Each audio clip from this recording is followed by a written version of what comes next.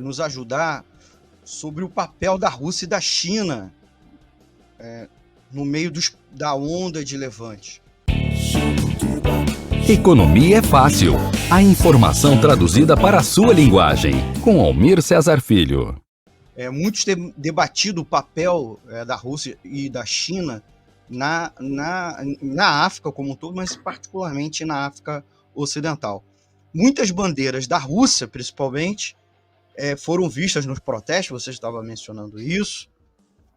Há a presença das tropas do Wagner Group em praticamente todos esses países que aconteceram esses levantes militares. Protestos anti-França, marcando os levantes e os protestos de apoio aos levantes, como também manifestações contra as potências ocidentais. Mas é importante também mencionar o grande volume de investimentos chineses em todos esses países, e no conjunto da África, né? Inclusive um volume e numa abrangência maior que o próprio dos Estados Unidos. Mês passado aconteceu um encontro de cúpula de países africanos com Putin, lá na Rússia, em São Petersburgo. E esta semana última aconteceu a cúpula do chamado G77, que reúne países não alinhados, uma boa parte dos países africanos, com a China. Foi um encontro de cúpula em Cuba, né, com a presença da China. Você poderia compartilhar sua visão sobre esses atores globais, especialmente o imperialismo, ou pelo menos dito imperialismo russo e imperialismo chinês, e como eles podem estar influenciando ou aproveitando os golpes de Estado e as novas ditaduras militares que estão surgindo na África Ocidental? Hertz. Tá, então vejam bem, nessa região aí, salvo engano, a Rússia tem tá tendo uma entrada muito forte. Muito forte. E por que está tendo essa entrada? Tem a ver, inclusive, com o que eu falei antes aqui.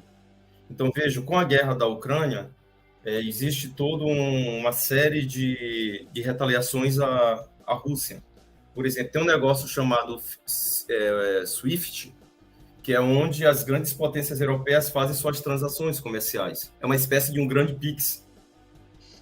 E a Rússia estava proibida de fazer esse tipo de relação comercial através desse mecanismo.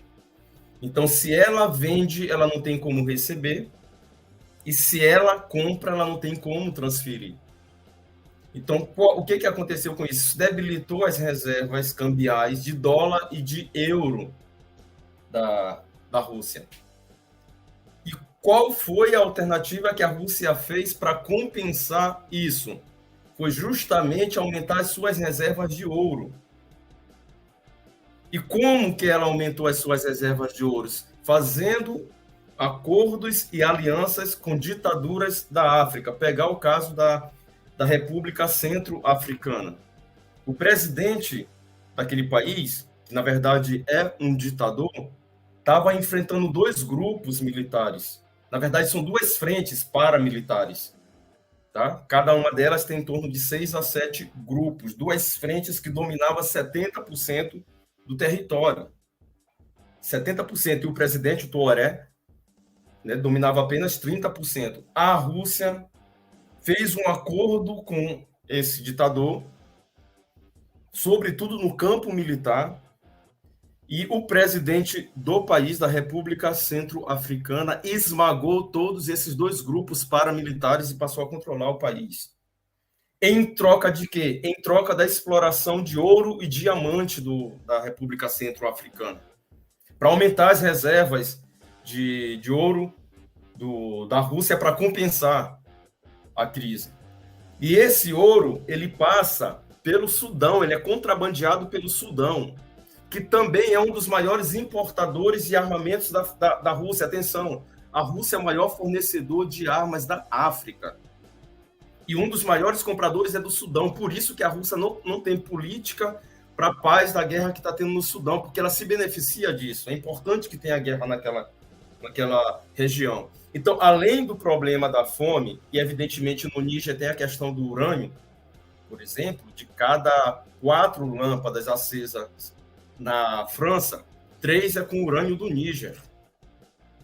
tem esse problema. Mas o fundamental da investida da Rússia, eu queria pegar a Rússia aqui como elemento central, na África tem a ver com esse problema da Europa, tem a ver com o ouro. O Mali, que também já está indo para o controle do imperialismo russo, é um dos maiores produtores de ouro do mundo. 12% de todo o ouro extraído no mundo está no Mali. 70% disso aí ia para a França. A Rússia está entrando nisso aí. Então, hoje, a Rússia cumpre um papel fundamental na disputa disso aí.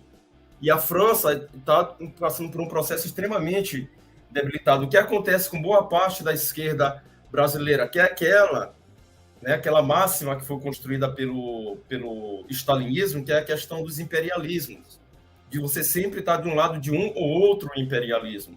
Então, parte da esquerda mundial acaba achando que esses golpes de Estado eles são progressistas.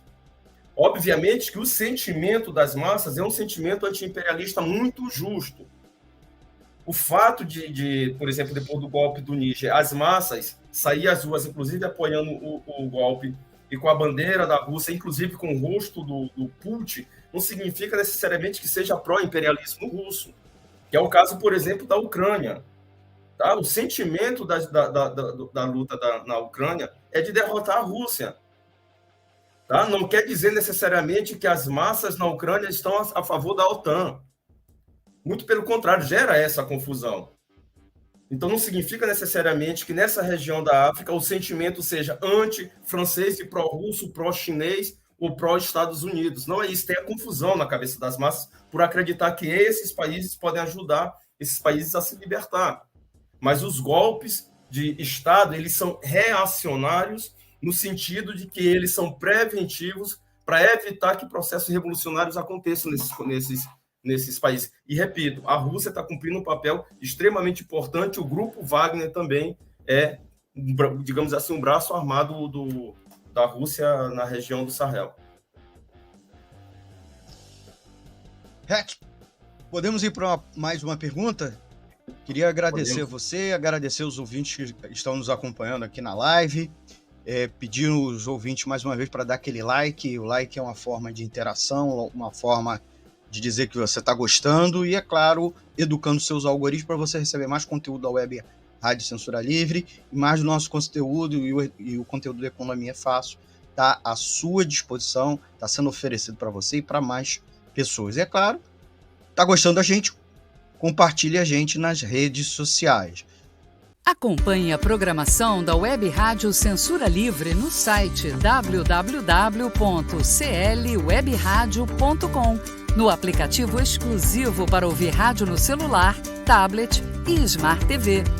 A emissora também está no Radiosnet, um dos maiores aplicativos para esta finalidade, na nossa página no Facebook e no canal da emissora no YouTube. Acesse o nosso canal escrevendo youtube.com/c/censura livre, tudo junto. Inscreva-se no canal e acione o sininho para receber as notificações de novos vídeos.